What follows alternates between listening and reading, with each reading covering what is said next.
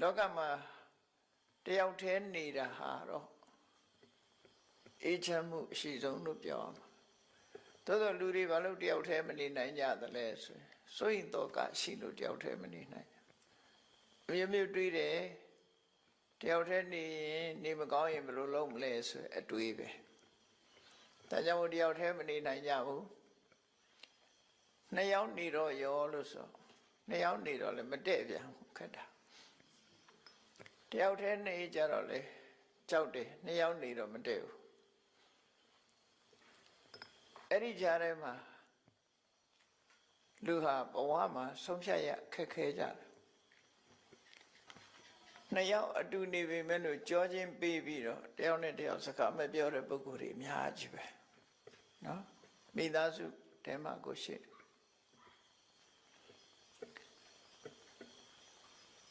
ယနေ့ချင်းဆိုင်ပြီးတော့တောင်စကားမပြောဘဲနဲ့နှစ်ယောက်အတူနေတာတွေရှိကြတယ်ဘယ်လိုအတွေးနဲ့ဘယ်လိုနေကြသလဲတော့မသိဘူးနော်တယောက်တည်းနေပြန်တော့လေမနေရဘူးမနေချင်ဘူးနေတော့နှစ်ယောက်အစမြပြေတဲ့ဘဝမှာနှစ်ယောက်နေတာကြတော့ဟိုငြိမ်းချမ်းမှုကတစ်ခါဆုံးရှုံးပြန်တယောက်တည်းဆိုတော့စကားများစရာတော့မရှိဘူးနှစ်ယောက်ဆိုရင်တစ်ခါမဟုတ်တစ်ခါစကားများကြတယ်ရှမ်းဖြစ်ကြတယ်ပေါ့နိုင်ငံခြားလူတွေလည်းဒီတိုင်းပဲမထူးပမာရီဗုဒ္ဓဘာသာတွေမှာမဟုတ်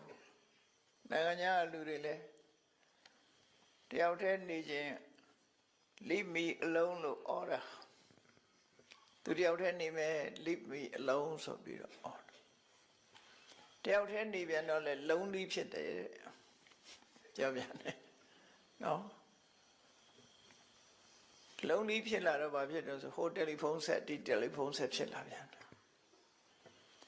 တယ်လီဖုန်းဆက်ခေါ်တော့လာတော့တဲ့လာလို့ဆိုမတဲ့ပြန်နှစ်ရက်သုံးရက်လောက်ပဲဆင်ပြေတယ်နောက်ရက်ကျဆင်ပြေလူတဘာဝက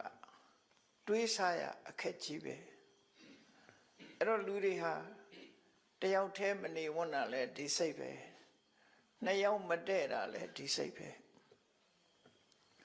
အဲ့လိုနေထိုင်ကြတဲ့လောကကြီးမှာ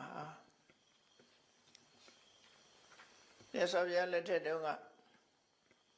မြတ်စွာဘုရားကတော့တရားထွေးနေရတဲ့အကျိုးကျေးဇူးတွေကိုဟောကြားဆုံးမထားတာရှိတယ်နှစ်ယောက်နေလို့တူနဲ့တူနဲ့အစဉ်ပြေလို့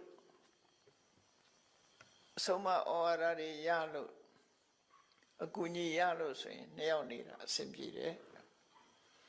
အဲ့ဒီလိုမှမဟုတ်ဘူးဆိုလို့ရှိရင်တော့အစဉ်မပြေဘူးဆိုတော့တယောက်တည်းပဲနေတာကောင်းတယ်လို့တခါတော့ကမြတ်စွာဘုရားကတယောက်တည်းနေရခြင်းရဲ့အကျိုးကျေးဇူးကိုဖော်ပြတဲ့အခါမှာရှေ့မျောကြည့်လိုက်တယောက်မှမရှိနောက်လှည့်ကြည့်တယောက်မှမရှိလမ်းမှာခရီးသွားတဲ့အခါမှာဟန်ကြလို့တဲ့ထိုင်နေတဲ့နေရာထိုင်လို့ရတယ်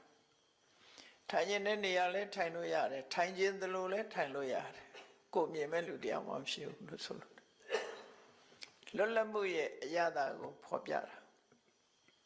တယောက်တည်းနေလို့ရှိရင်ဘယ်သူနဲ့စကားများအောင်မလို့ဘယ်သူနဲ့မှမများစရာမရှိတော့ကိုတယောက်တည်းအေးချမ်းနေတယောက်တည်းနေရတဲ့အရာတာကိုမြတ်စွာဘုရားရဲ့တပည့်တွေတဲ့ပထမဆုံးတာဝကကြီးရှင်ကွန်းတင်ညဆိုတယောက်တည်းနေသွားတာဟောတပည့်ဆက်ကြတရားဟောတော့ကတော့ပိဿဝဂီ၅ပါးအတူနေကြတာပေါ့နောက်ပိုင်းရောက်တဲ့အခါမှာရှင်ကွန်းတင်ညတယောက်တည်းနေတာဘယ်သူနဲ့မှမတွေ့ရတဲ့နေရာသွားနေတယ်ဘယ်သွားနေတော့ဆိုရင်ဟိမန္တတောင်ချေကတောင်တန်းထဲမှာသတ္တန္တဆိုတဲ့